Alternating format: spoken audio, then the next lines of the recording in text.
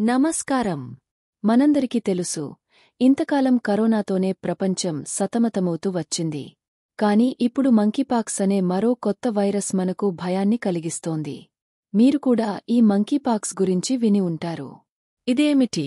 మనకు ఎలా సంక్రమిస్తుంది? మన ఆరోగ్యాన్ని ఎలా కాపాడుకోవాలి? ఈరోజు మనం ఈ ప్రశ్నలన్నింటికీ సమాధానాలు తెలుసుకోబోతున్నాం. మొదటగా, మంకీపాక్స్ అనేది ఒక వైరల్ ఇన్ఫెక్షన్. దీని పేరు వినగానే మనం కన్ఫ్యూజన్లో పడొచ్చు. ఇది ఏదో కేవలం కోతులు మాత్రమే పడే వ్యాధి అని అనుకోవద్దు. నిజానికి ఇది ఒక జూనోటిక్ వైరస్, అంటే జంతువుల నుంచి మనుషులకి రావచ్చు.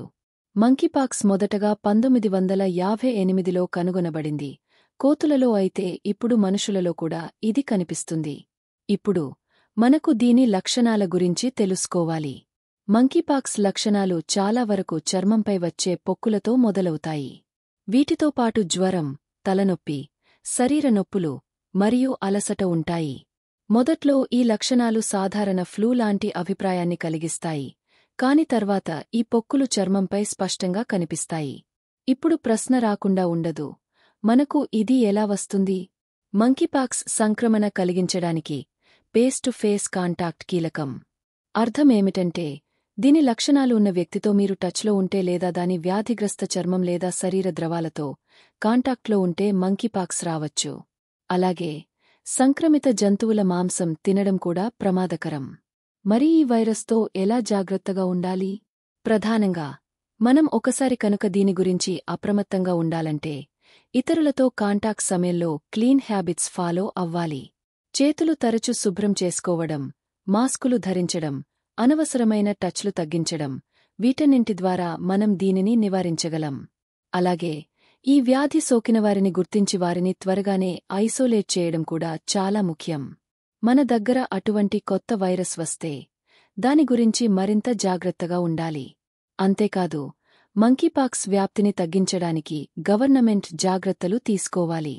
ప్రజలు కూడా ఆరోగ్యం గురించి మరింత సీరియస్గా ఉండాలి. ఇప్పుడు మంకీపాక్స్ గురించి కొన్ని ఆసక్తికరమైన విషయాలు చెప్పుకుందాం. ఈ వైరస్ మొదటగా ఆఫ్రికాలో కనిపించింది. ముఖ్యంగా మన దేశంలో ఇది ఎక్కువగా కొత్తగా కనిపిస్తుందని చెప్పవచ్చు. మంకీపాక్స్ సోకితే అది అందరికీ ప్రాణాంతకమైనది కాదు, కాని దీని వ్యాప్తిని నిరోధించడం చాలా ముఖ్యం.